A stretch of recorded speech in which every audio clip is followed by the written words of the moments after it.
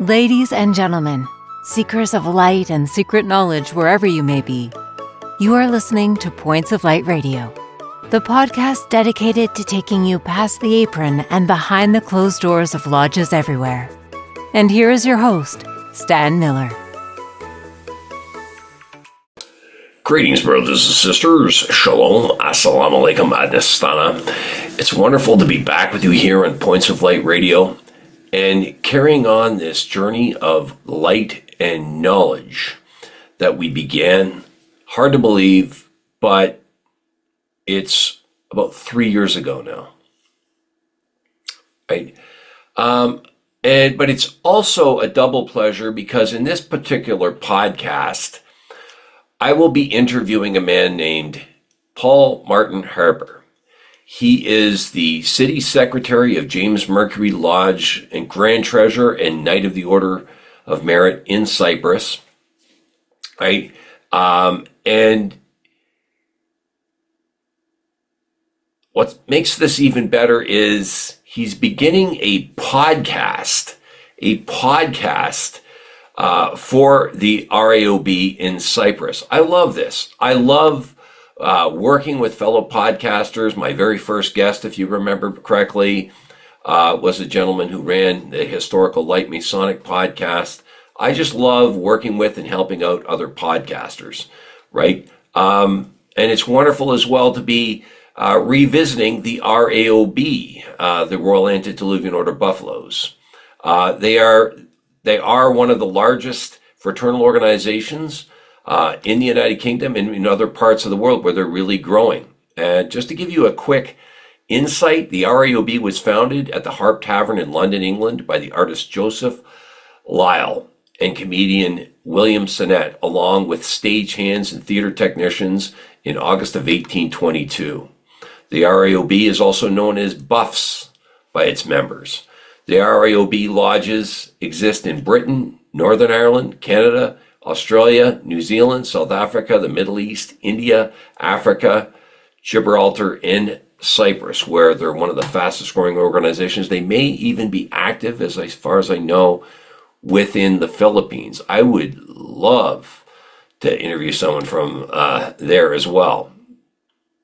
And as I've said to you before, I've tried to interview Canadian buffs and they're just not interested. I'm just going to leave the introduction there because I really want to move on with this interview. I'm really excited actually to be, like I said, meeting with a fellow podcaster here and a fellow buff, I might add. And I recently joined the buffs. They have an online, I'll let him explain all that. So without further explanation for me, let's go speak to Brother Harper. But as I always ask you, are you still thirsty for knowledge? Are you still searching for the light? Then you just trim your lamp and follow me. Mr. Harper, welcome to Points of Light Radio. Thank you very much, Brother Stan. So, now you understand that you are the city secretary of the James Mercury Lodge and Grand Treasurer and Knight Order of Merit in Cyprus. That's correct, yes. I've just recently been made to take over the role of city secretary, which has been quite fun, a rather steep learning curve, even though I've been in the order a couple of years now. Okay. Well, and now, let me tell us, my listeners and viewers, about yourself, first of all. Well, I was born in South Africa. I grew up there. I spent a couple of years doing national service and then signed on for a couple more. Then I got into radio and I started my radio career. I worked for a couple of radio stations out there called Capital 604 and East Coast Radio, doing various shows. Ended up doing the afternoon drive show at East Coast. I then left South Africa, moved to the UK. I was working in radio and various other things in the UK, and ended up working in the correctional services or the prison service in the UK. Spent 15 odd years there, and then moved out to Cyprus. For I don't know, pretty much a semi-retirement. It was very similar to the area I grew up in. So we moved to Cyprus, and I joined the Royal Antediluvian Order of Buffaloes there, which was a great honor. I really enjoyed it, and I sort of threw myself into that, and been sent to various bits and pieces. So getting a Grand Lodge collar was a big deal for me, and it's been a fun ride and a great way of meeting people. It really is. The Buffs are undoubtedly one of the best organizations for making new friends if you move to a new country. Okay. Now, what other positions have you held, shall we say, in the RAOB over there in Cyprus? As far as Grand Lodge collars go, I was the Grand Constable. Once I got through my board of examiners and became a certified primo, I was a delegate for the James Mercury Lodge, a Grand Lodge, and then I got voted in as the Grand Constable, and then I was offered the Grand Treasurer collar, which is one of those will and pleasure collars. You get the Grand Treasurer collar and you keep it until you're bored with it. So I'm pretty much on Grand Lodge until I decide I've had enough of being treasurer. Okay. In the lodge, obviously started off as a kangaroo with the first degree. Went through my board of examiners, got certified primo, and last year I was raised to Knight Order of Merit. Wow. Okay. Now, tell us about the RAOB in Cyprus, first of all. Now, tell us a little about it. The RAOB in Cyprus is very active. We're sort of a growing community, which is nice, because unfortunately a lot of banners do suffer from sort of a bit of the sameness. So we've got a bunch of people who are quite forward-thinking. During lockdown, we had no means of having a meeting, so we started on Skype. And we are having Skype meetings on a Tuesday, which kept us together. I think kept a lot of us sane during lockdown, because lockdown here was quite stringent. You're only allowed out your house for twice a day, and you had to get permission for that. So, and that was only for an hour each time. So we're very, very strict. So it sort of brought a little bit of normality back doing the Skype meetings. And once lockdown had sort of ceased to exist and we're opened up again, it kind of made sense to keep those Skype abilities there. And we've now got people from GLE or from the UK who have actually joined James Mercury and the Decalia Garrison Lodge. And they meet regularly on a Sunday and a Tuesday night, which is really nice. It's nice that we're growing like that, and of course, obviously, yourself, you joined with the James Mercury. Yes, I did. Online initiation, which is again another first. It's a lot of banners, unfortunately, seem to be sort of stuck in their ways, whereas in Cyprus we're forward thinking. I don't know whether I can see it here, but yes, I will say that there is. I do appreciate that being able to be, be brought into the organization online. And I will say that about the lodge in Cyprus. If you could throw my opinion in here, is it's very forward thinking, isn't it? Yeah, I mean, part of the problem with organizations like the Buffs is, excuse me, they appear to be secret societies. They're not secret societies, they're fraternal societies.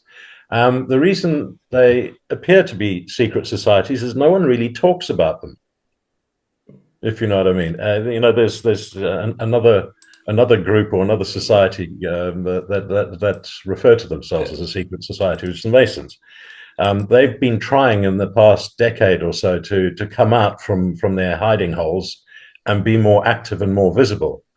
Whereas on Cyprus, we're very visible, we're very active, we get involved in the community. Our Grand Lodge, or our Grand Primo this year, his Grand Primo's Appeal is a local charity. one of our previous or immediate past Grand Primos. His was a local charity. So we do get involved in the community as well.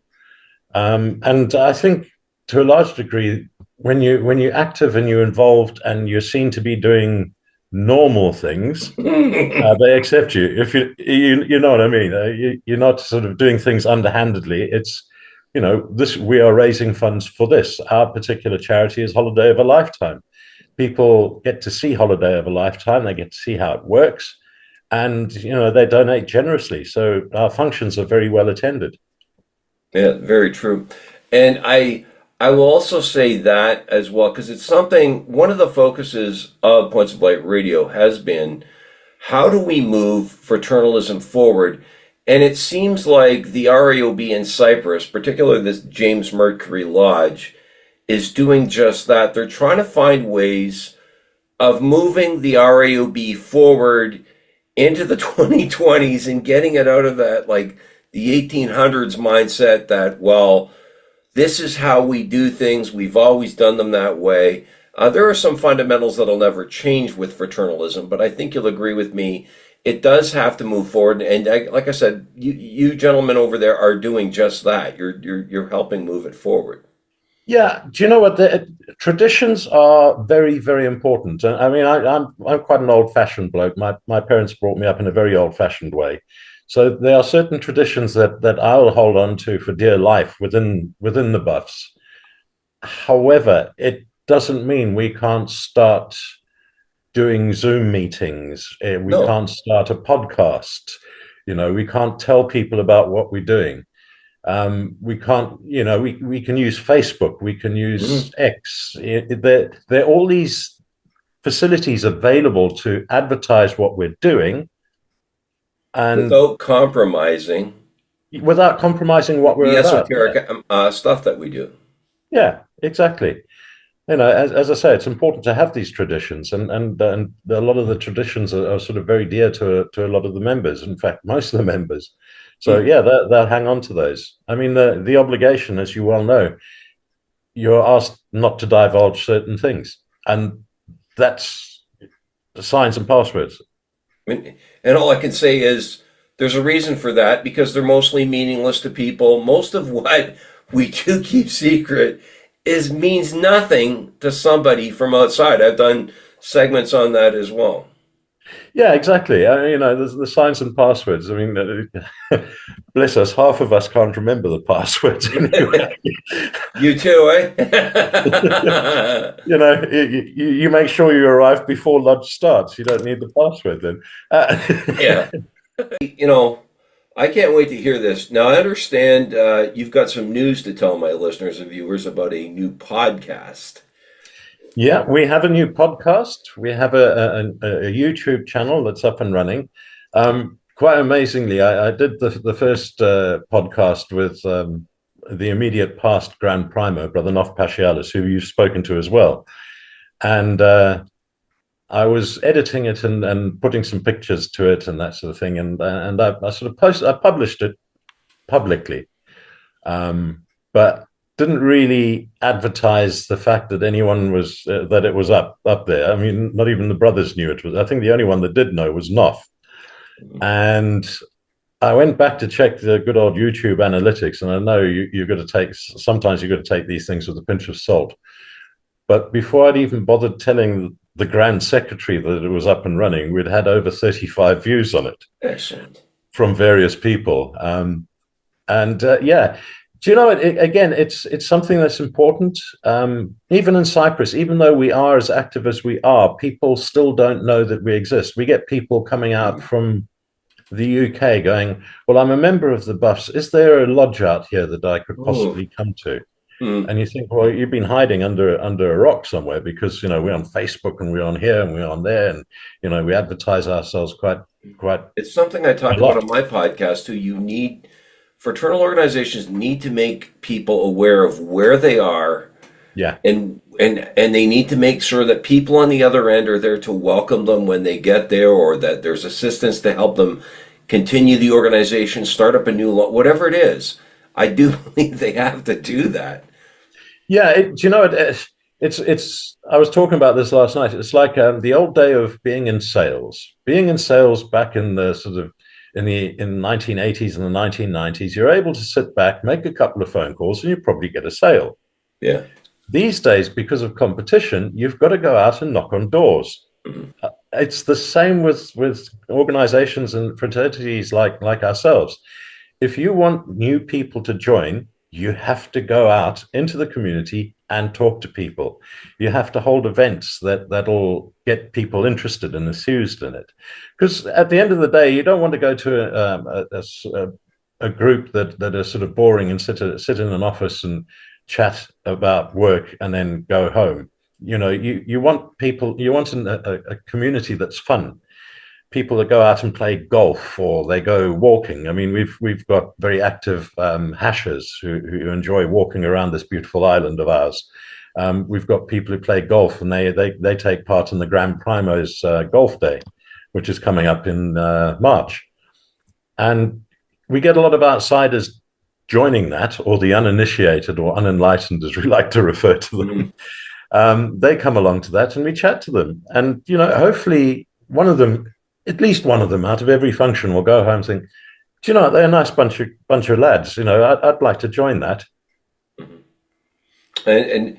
Or the other thing, as I've often said, is, and I've covered this, or will be covering it in a segment of Points of Light Radio, where I say that sometimes there are people in fraternalism that have told me that they'll ask someone if they'd be interested in joining, and they said, "Well, I thought you'd never ask." Yeah.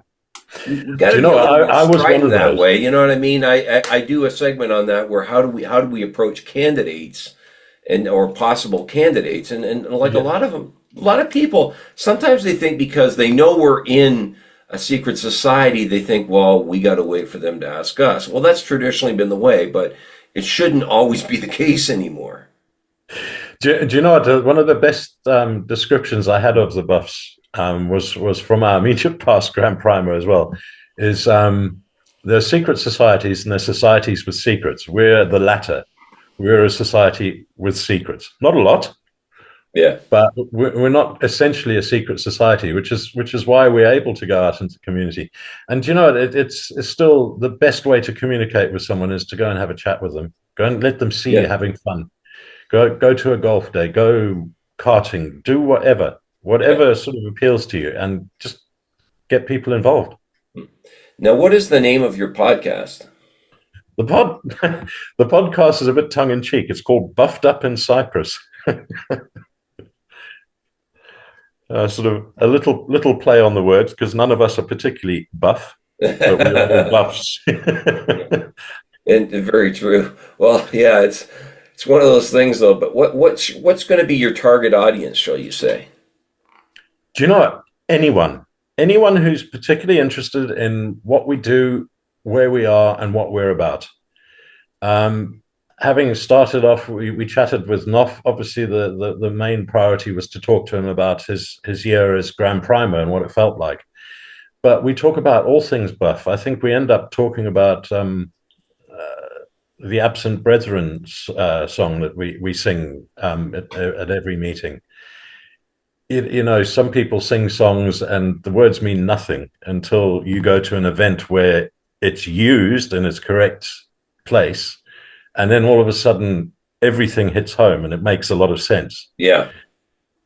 Yeah, I can't even think of another example sort of outside of the bus that would work. I mean, the Absent Brethren song is a song we sing for those who've gone to the Grand Lodge above.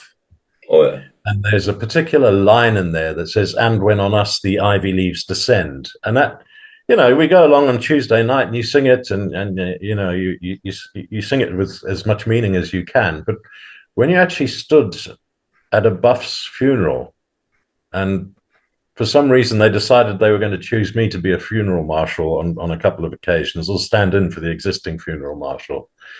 And I can remember the first time it happened, it was someone who I was quite close to, even though I'd just joined the Buffs. I mean, he was an amazing man, Kipros Kipri, also a Knight Order of Merit. But I was asked to do his funeral, and I remember standing there singing the song, and watching the ivy leaves drop onto the coffin. And the whole way back, I thought, do you know what? I've got to somehow I've got to say this. And I used one of the platforms that we have. I wrote a little article about the Absent Brethren song, saying, next time you sing it, look at those words, look at them carefully. They mean something. Exactly. You know, we've had ministers watch our funeral ceremony, and the last one came up to me again. I was adjudicating that one. He said that's one of the most moving ceremonies I've ever sort of witnessed, because it is very simple. It is very, we're very open, but it also tells you what we're there for, really. Yeah. In fraternalism, what is it about? It's brethren, taking care of brethren, even to the grave. Exactly. Okay? We're there to see each other off, even. That's what we do. We look after each other in the lodge, outside of the lodge, and on the way to that grave. Like, we will be there to see each other off. That's the whole idea behind it. Like, people, not just that either. It's secret work and stuff, and we do a lot of good work as well in the community. Yeah. But everything starts in-house. Brothers take care of brothers. And it's not just the brothers either. It's the families as well. Yeah, exactly. It's a case of every year we make sure we keep in touch with the widowers. Good. We send them cards, we send them flowers, we send them Christmas gifts, things. They're still in our memory. We don't want them to think that because they're no longer attending lodge, they don't matter anymore. Yeah. They matter as much as the people sat in the lodge. They're part of our family, and they won't be forgotten. What would you say the goal of Buffed Up in Cyprus is? The goal of Buffed Up in Cyprus, I think, I want to be, is to remove a lot of the mystique surrounding the RAOB. It's like we've been saying the whole time. It's not a secret society. Mm-hmm. It's open to everyone. I've yet to see someone being turned away and not being allowed to be a member of the fraternity. So come along, join us. It doesn't affect you in any sort of morally or religiously. We are a-religious when it comes to that. So it doesn't matter. I've always said too, one of the goals here on Points of Light Radio, I want people to see people talk. When I try to bring a member of one of these organizations on, and they'll say, "Well, we are, there's things we can't tell you. No one's asking you to talk about that." What I want people to see is what it means to you. Yeah. Right? Some people think, like I keep saying, that we're just a bunch of guys who meet, in our suits, and then when the meeting's over, we loosen our tie, jump in our vehicle, and take off home. No, we have fun. We meet in the basement of the lodge for drinks and a cigar afterwards. Sometimes, like this is what we do. We have some fun, man. Those nights are not all about like business. Heaven forbid. I mean, yeah, there's business that we handle, and there are things that we need to do, and there are fundraisers that we need to arrange, but the whole emphasis around it is being fun. So when you move to another country, I moved from the UK to Cyprus. I didn't know anyone. I knew my immediate neighbors, who all happened to be Pauls, believe it or not. I don't know why. We've got Paul there, Paul there, Paul there, Paul there, and a Paul here. So obviously people with the name Paul like these houses. Yeah. But other than that, I didn't know anyone. Yeah. I went to the Buffs. I now know people right across this island from all different walks of life. So if I'm, for example, sat there and I wouldn't mind playing golf today, but I haven't got anyone to play with. Oh, I know what. I'll phone Ray, see if he's up for a game. And then all of a sudden you start meeting other people. Yeah. So it's a fantastic way of getting to meet people. As I say, I originally come from South Africa. Sadly, my mum passed away a couple of years ago, and I had to go back to sort out the estate. And I got on the plane. I thought, how am I going to deal with this? I'd made sure I got my parchment and my collar. And I thought, I really hope there's a lodge there, because I don't want to miss out on being in lodge. Oh, there is a lodge.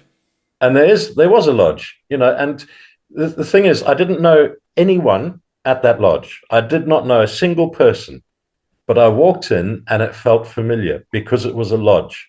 There's certain things that are there, and Yeah. it felt like almost like, it sounds corny, but coming home. Yeah. You walk into the lodge and it's a familiar surroundings, people you don't know, but that took about 10 seconds to get over, and all of a sudden they're And coming you up and have they're that introducing if themselves. there's nothing else in common, you have the organization, you have the lodge in common. You have that. You can always talk about that. I do find Exactly. that. Like I remember when I came, because I moved out here, and I didn't know anybody, and so I went to the lodges here, and yeah, it was just like all of a sudden, yeah, you have this common thing, and it's called the organization you belong to, and you have that in common. You can, if for nothing else, you talk about that, and it's beautiful. So, what types of guests are you looking for exactly on the buffed up in Cyprus? Uh, well, the idea is to talk to as many of the members as possible. I mean, we've got a wide range. I'm going to go outside so you don't hear the beeps every so often. We've got a wide range of age groups, so we want to get them all involved. It's not just us young buffs. There's some slightly older buffs. There's sort of the whole age range and their experiences as well through Buffaloism. Yeah, very true, very true. So let me ask you now, what drew you exactly to the Royal Antediluvian Order of Buffaloes, and what still, shall we say, keeps you going back to or continuing on with the Royal Antediluvian Order of Buffaloes? It's fun.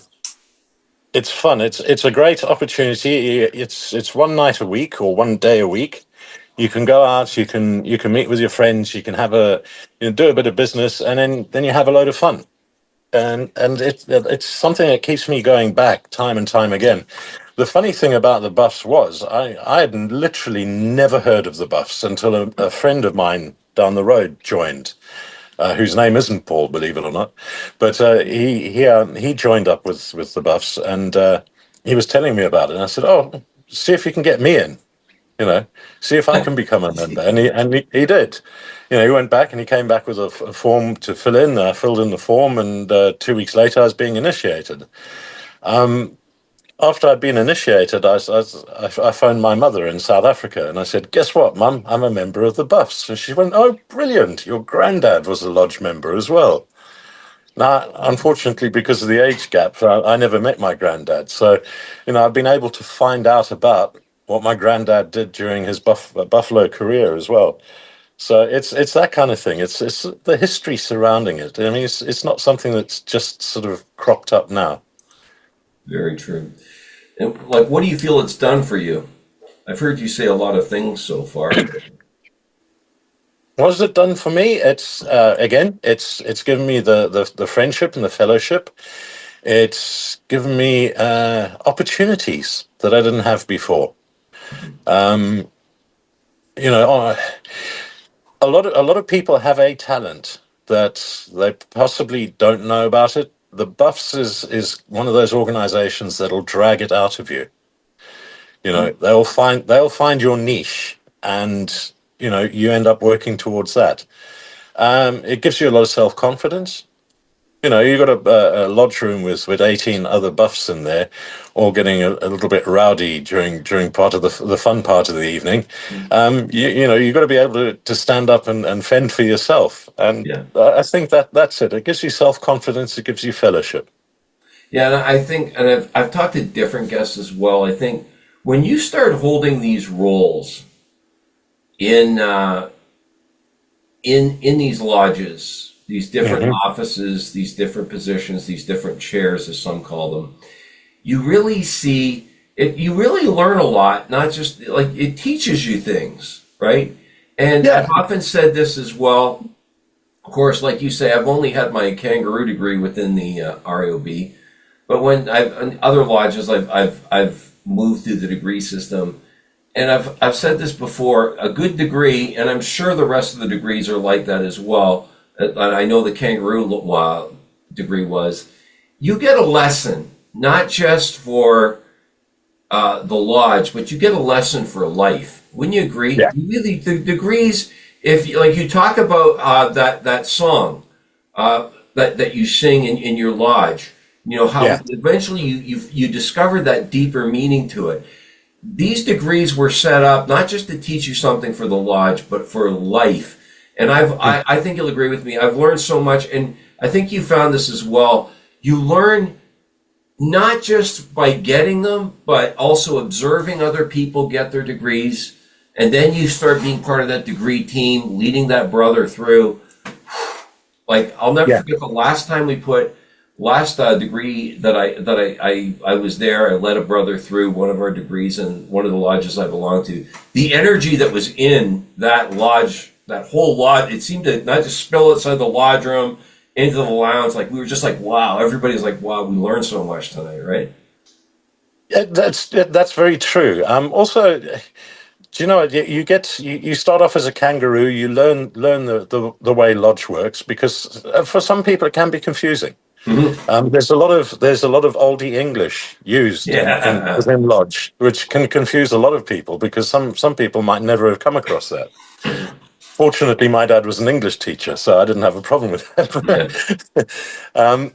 You go through the kangaroo, you get to certified primer, you become a certified primer, you can then run the lodge, and that's when you start learning, how to. You start learning empathy and how to deal with people. Mm-hmm. A lot of people sort of, well, this is the way I do it, and tough, and you end up butting heads with people, and you have to find a way and a solution to get around that, because you're all part of the same family. Yeah. It literally is a family. If your brother over there's creating havoc, you go and you have a word with them. But before, you probably might have resorted to, I don't know, punching their lights out, or just ignoring them and not talking to them. You can't in this. You have to learn how to get through that. So, as you say, it's life lessons. It really is. So, Brother Harper, I appreciate your time today, and all the best to you and your podcast. Yeah, thank you very much. Yeah, looking forward. We recorded the next edition, or episode number 2 of 2025 yesterday, which is with the Grand Primo for 2025, Brother Ray Hill, Roll of Honor. So that'll be coming out in the next couple of weeks, I would say. We're kind of aiming to get at least one out a month. Thank you, sir. Paul Martin Harper, brothers and sisters, discussing his time in the RAOB, and of course the Buffed Up in Cyprus podcast that he recently started. I just love that. I love this guy. I love what he's doing. I love what the Grand Lodge, the RAOB in Cyprus, is doing. So many times here on Points of Light Radio, you've heard me say fraternalism has to evolve, right? This is a lodge that is evolving. You heard us discuss within the podcast, or within the segment, about the what fraternalism is really all about. Yeah, we have our secrets, but yes, the fundamentals of it never change, right? It needs to evolve, but the fundamentals never change. And part of the fundamentals is the fact that a good fraternal order, like you heard discussed during this segment, is an order that is with you after you join and all the way to the grave, and they're there even after to help your family, the widows and so on. That's what this is about. People talk about the secrets that we have. That's believe it or not, that's part of it. It's just a part of it. It's the fun. It's the involvement. It's the brotherhood of it that, like I said, you carry with you.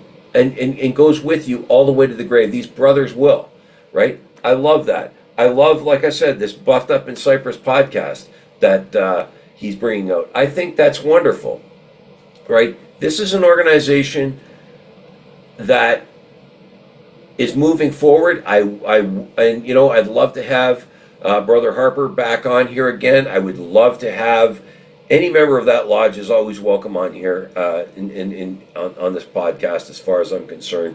And I look forward to working with them. I really do. I look forward to working both with the lodge and with the Buffed Up in Cyprus podcast. I think that's wonderful. But that's all I really have time for today, brothers and sisters, because it is very early. It's like 1:20 in the morning here, and these are the lengths I go to here on Points of Light Radio to bring you these segments. But before I go, I want to remind you that this podcast is available on both YouTube and Spreaker. Please share, like, and subscribe when viewing Points of Light Radio on YouTube. I also welcome your comments and input. You can see the link as well, the PayPal link that you can hit on and make a voluntary donation to Points of Light Radio. We will use that to move the podcast forward. You can follow Points of Light Radio on my Facebook page at facebook.com/Points of Light Radio. My Twitter handle is at PO Light Radio. You can also see the link to my Bluesky. We're on Bluesky now at polightradio.bsky.social. That took a lot to say that. You can see the link to my Spotify channel as well as my Points of Light Radio store. Brothers and sisters, until we meet again, just step into the light.